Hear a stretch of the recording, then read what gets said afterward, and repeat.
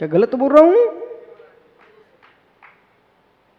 जिनके सामने पंडित जी आप जोशी बन के आए हो, मित्र, उस सासू की बेटी को अपने पूर्व के प्रणाम बता मत देना। वो यूं कहेगी तू पाखंडी जोशी है कि जोशी है।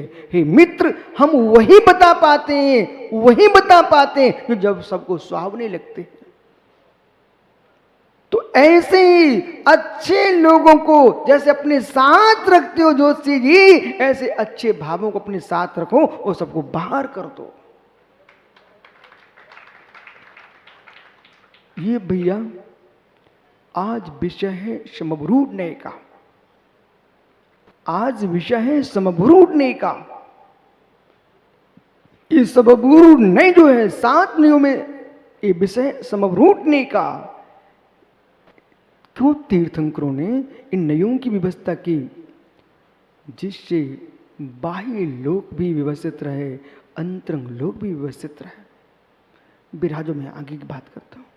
बाह्य लोक भी व्यवस्थित रहे। प्रतीक बेटा जितना सुंदर जीव होता है, ओहो,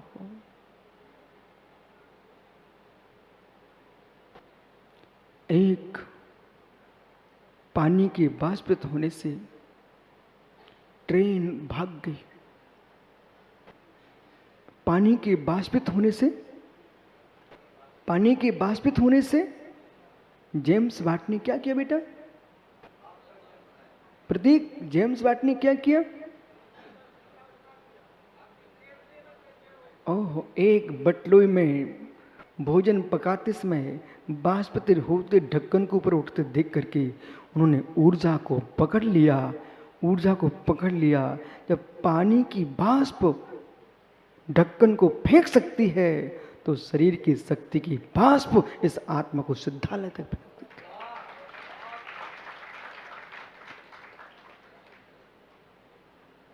है। मन करता बेटा प्रतीक तुम जैसे युवा रौनक, जितने ये चाहे रायपुर के युवा हो, चाहे सिलवानी के हो, चाहे यानी देश के किसी भी जगह के हो, सारे युवाओं से कहना तुम समझो बेटा, समझो। ढलती अवस्था में क्या कर पाएंगे आप? साधु बनो श्रेष्ठ है, ना भी साधु बन पाओ तो इस प्रज्ञा का प्रयोग करो। आज मालूम हे मानव, तेरी प्रज्ञा इतनी उत्कृष्ट है, इसका 100वां अंश भी तुम प्रयोग नहीं कर पा रहे हो। पढ़े लिखे युवा, ओह, दूसरे की बुद्धि को प्रणाम करें तो क्या तुम्हारा युवापन? दूसरे की बुद्धि को प्रणाम करे तो क्या तुम्हारा युवापन?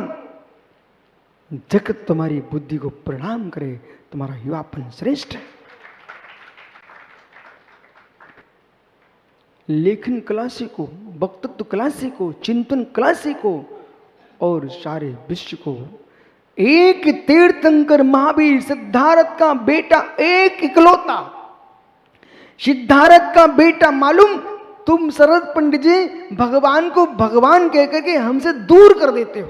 ये रहस्य की बात करूं, मेरे पास कोई भी आता है, यदि यही मोदी जी कोई दूसरी सभा में जाए ना तो इनको सिंहासन लगा के लोग बिठा दे, भैया प्रकाश मोदी आया, तो मालूम चला बेचारा जिनवाणी सुनने गया था, तुमने सिंहासन लगा करके उसको सिंहासन की अनुभूति प्रारंभ हो गई, जिनवाणी की अनुभूति नहीं आने दी। हो विषय पकड़ना। लेकिन मोदी जी आपने देखा हो, आप कई जगह मेरे पास आए और बड़े बड़े नेता आए, मैंने उनको सबसे पहले बोला भैया, मालूम मैंने उनसे क्या बोला? भैया। और जैसे भैया बोला सो उन्हें अपनी औकात की योग्यता पता चल जाती है। भैया, ना मैं प्रधानमंत्री हूँ, ना मैं राष्ट्रपति हूँ, ना कोई दूसरा हूँ, मैं तो भैया हूँ। और भैया सुनते ही अपना हो जाता है। और धीरे से कहा, ये पद आपको प्राप्त हुए, ये पद आपको प्राप्त हुए, लेकिन पदों से आप नहीं हुए हो। ये पद आपको प्राप्त हुए, पदों से आप नहीं हुए हो। आप तो वही हो जो हो सो हो। प्राप्त पद को पा करके अहो रोटी तू मत मुस्कुरा कि तू चमक रही है, अहो रोटी तू मत मुस्कुरा चमक रही है, चमक दूसरे की है तू फीकी ही है, चमक घी की है न कि तेरी है। रोटी पर चमक किसकी?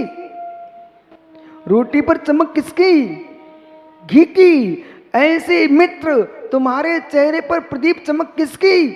जो तेल लगा के आया। चमक किसकी?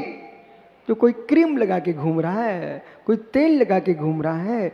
वासुदेव बन जाए व्यक्ति वे बिरले लोग हैं। बिना क्रीम पाउडर लगाए चमके वो वासुदेव का चेहरा है। लेकिन ज्ञानियों, नाटक में जो चमक के चेहरा दिखते ना, वो नाटक के बाद देख मत लेना उनका चेहरा। जो नाटक में चेहरे बना के आते ना, उनके इतने विकृत चेहरे हो जाते हैं, जितने सज के आते हैं, कहीं पानी गिर जाए ना तो मालूम वो जंगल का राजा गीदड़ दिख जाता है। मैं बताता हूं, बैठ जाओ सब। टोनी, एक जगह क्या हुआ बेटा, एक धोबी अपनी जाति वंश को कभी छुपाना नहीं। एक धोबी अपने कपड़ों को रंग रहा था, नील दे रहा था, नील। अचानक उसका जो बर्तन रखा था बहुत चौड़ा, जैसे गया में फल्गु नदी में वो लोग कपड़े धोते वहीं नील लगा देते हैं, ऐसे बहुत बड़ा स्थान था, उसमें नील डाल दिए। एक गीदड़ दौड़ते दौड़ते अचानक उसमें गिर गया, और जैसे गिरता है उसके पूरे शरीर के बाल चमकने लगे, रंग गए। अब तो जैसे जंगल में गया, उसको देखकर लोग देख रहे थे। कुछ लोग तो इतनी नील लगाते हैं कि जैसे नील गाय आ गई हो।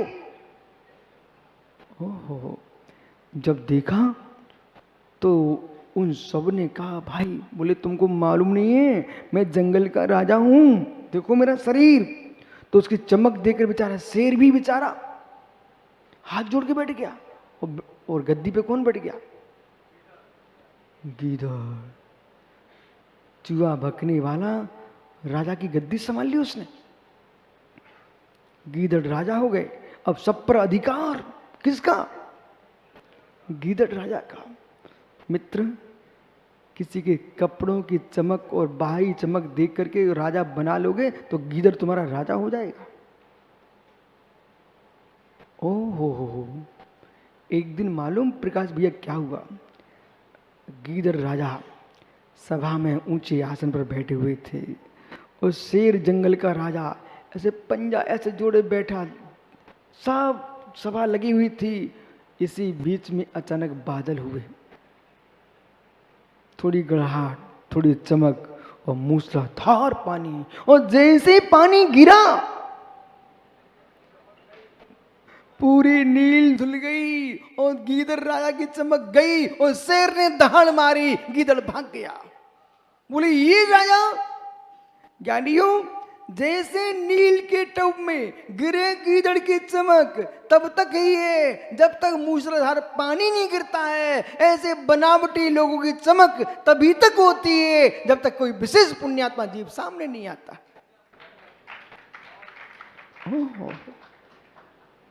इसलिए बेटा, इस चमक को देख के मत जीना। जो अंदर में देव सागुरु की भक्ति है, उस चमक को देख के मुस्कुराना। यदि कोई भी युवा अपने घर के दर्पण में चेहरा देख रहा है, उस चेहरे को देख करके बेटा मत मुस्कुराना, मत मुस्कुराना। ये चेहरे बदल जाते हैं, चेहरे बदल जाते हैं। क्या तुम सुंदर हो, क्या तुम सुंदर हो। कामदेव भी मर गया, कामदेव भी मर गया। क्या तुम सुंदर हो। दर्पण में देख करके अपने चेहरे की चमक से मत खुश हो, भीतर झांक के देखो। देव सागुरु की चमक तुम्हारे अंदर है तो मुस्कुरा लेना। धर्म की, श्रद्धा की चमक है तो मुस्कुरा लेना। और यदि अंदर में मेरे मित्र बाहर चेहरा चमक रहा है, वो अंदर में शील भाव नहीं है, तो मेरे मित्र चेहरे की चमक काम में नहीं आएगी। विराजो, क्षमा करना इतनी देर खड़ा कर दिया, पर सत्य यही है बालक। युवा अवस्था मिली है, ऐसा आप लोगों को नहीं लगता प्रिय कि संतुष्ट हो गया? कुछ लोग ऐसे होते हैं, अपने पिताजी से पूछना, बोले पढ़ाई तब तक जब तक शादी ना हो जाए। कुछ लोग तो इसलिए पढ़ाई करते हैं, और शादी हो गई, कुछ कमाने लगे, बस अब जीवन चलेगा, जीवन में संतुष्टि, विकास रुक गया। क्या शादी के बाद आदमी पढ़ाई नहीं कर सकता? पंडित नीरज सतना का नाम सुना होगा आपने। पंडित नीरज सतना ने और पंडित दयाचंद जी शास्त्री यानी अजयगढ़, बेटा सुनो, उनकी कथा सुनाऊंगा आपको। ये दोनों विद्वान मेरे पास आया करते थे। मैंने एक दिन पूछा, पंडित जी आपने बीएड किए और प्राचार्य हुए, बड़ी बड़ी पढ़ाई की, सतना ओ नवागढ़ के पंडित जी ने, और संस्कृत के बहुत बड़े अध्यापक बने, ये हमने पढ़ाई कब की? वो हंसने लगे, बोले गुरुजी पहले तो जल्दी शादियां हो जाती थी, तो मैं जब 10वीं क्लास पढ़ा तब तक शादी हो गई। इसके बाद फिर मैंने सोचा इतनी पढ़ाई से क्या करूंगा, फिर मैंने बाद में शादी के बाद में पढ़ाई की, बीए किया, बीएड किया। ओ नीरज जी क्या बोले? बोले मेरी पढ़ाई पूरी हो चुकी। अब फिर जब मैं वृद्धता की ओर जाने के पहले, मेरे बेटे एमए में पढ़ाई कर रहे थे, उनके बेटे एमए की पढ़ाई कर रहे थे, तब उनका मन किया, बोले ये पढ़ सके, मैं नहीं पढ़ सकता हूं, तो मैंने और मेरे बेटे ने एक साथ कॉलेज में परीक्षा दी। बोले भैया के नंबर तो अपने हिसाब से आए, लेकिन हमारे नंबर तो अपने हिसाब से आ गए। बेटा अपने बेटे के साथ पढ़ाई करने बैठे, अहंकार की कमजोरी नहीं है क्या? और मुनियों में किसी को देखना हो, मुनियों में किसी को देखना हो तो आचार्य शांति सागर गुरु को देखना। ओहो धन्य ऐसे जीव की प्रणाम। बेटा सुनो, मुनियों में किसी को देखना हो तो आचार्य शांति सागर गुरु को प्रणाम देखना। इसका नाम होता ऋजुता, इसका नाम होता धर्म। जब आचार्य शांति सागर महाराज मुनिराज बने, उन्होंने जिन शासन के प्रभाव न किए, उनकी चर्या इतनी निर्मल थी, तो मालूम बड़ियाता जी उनके गुरु महाराज को लगा एक दिन कि मुझे ऐसा लगता है अपने शिष्य से पुनः दीक्षा लेना चाहिए। बाप रे, धन्य ऐसे जीव के परिणामों का बहुमान करो, जो परिणाम ये कह रहे हो कि मुझे लगता है मैं अपने शिष्य से दीक्षा लूं पुनः, फिर परिणाम ही नहीं रह गए। आचार्य शांति सागर महाराज जी के गुरु खड़े हो गए अपने शिष्य के सामने, बेटा तू सच्चा मुनि है, अब तू मेरे पुनः संस्कार कर, मैं भावलिंगी मुनि बनना चाहता हूं।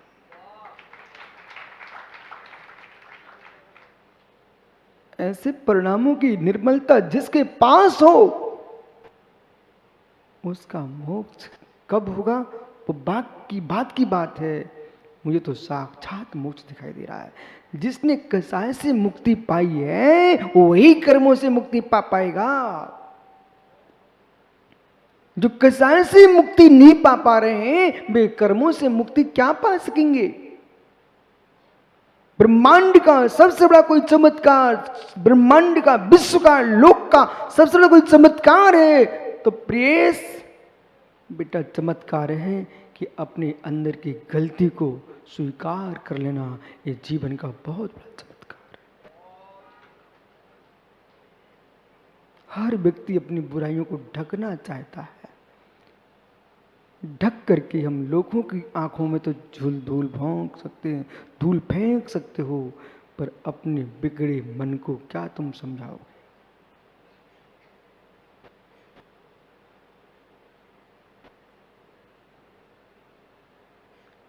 क्या हो गया भैया आप लोगों को?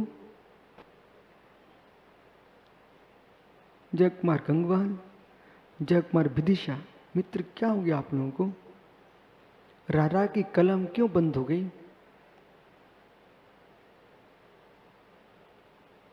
रारा जी, विश्वास मानना, दूसरे आदमी को समझाने की समझ हर एक आदमी के पास है। दूसरों को समझाने की समझ हर एक आदमी के पास है, लेकिन स्वयं को समझाने की समझ बिरले आदमी को है। बिरले आदमी को है।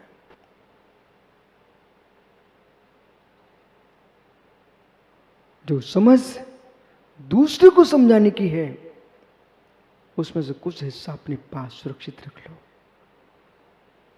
जो समझ दूसरे को समझाने की है, उसका कुछ हिस्सा अपने पास रख लो, तो ज्ञानी दूसरा भी समझ जाए और तुम भी समझ जाओ। समझ आ रहा है? नए यही कह रहा है, विराजो। ये नए क्या बोल रहा है? नए कहता है मित्र, एक रूप से मत सोचो। निगम से सोचा है तो संग्रह से भी सोचिए, संग्रह से सोचा है विभार से भी सोचिए, विभार से सोचा है ऋसूत्र से सोचिए, ऋसूत्र से विचारा है तो शब्द से भी सोचिए, शब्द से सोचा है समरूढ़ से भी सोचिए, समरूढ़ से विचारा है तो एवं भूत से भी सोचिए। ये 7 नए हैं। समरूढ़ ने अवरूढ़ अर्थ को ग्रहण करता है। सद्रूढ़ो अर्थो अत्रूढ़ो तहे पुण्य सद्धो बने एवं समरूढ़ो जय इंदम पुरंदरो शक्को। ए समरूढ़ ने की व्याख्या कर रहे हैं। जिस प्रकार से मित्र प्रत्येक द्रव्य अपने वाचक अर्थ में रूढ़ है, इधर देखो मेरी तरफ, महावीर बाकलीवाल जी देखो, हाथ किससे जुड़े? एक के जुड़े ना। हे मित्र, इन्होंने अपने नाम पर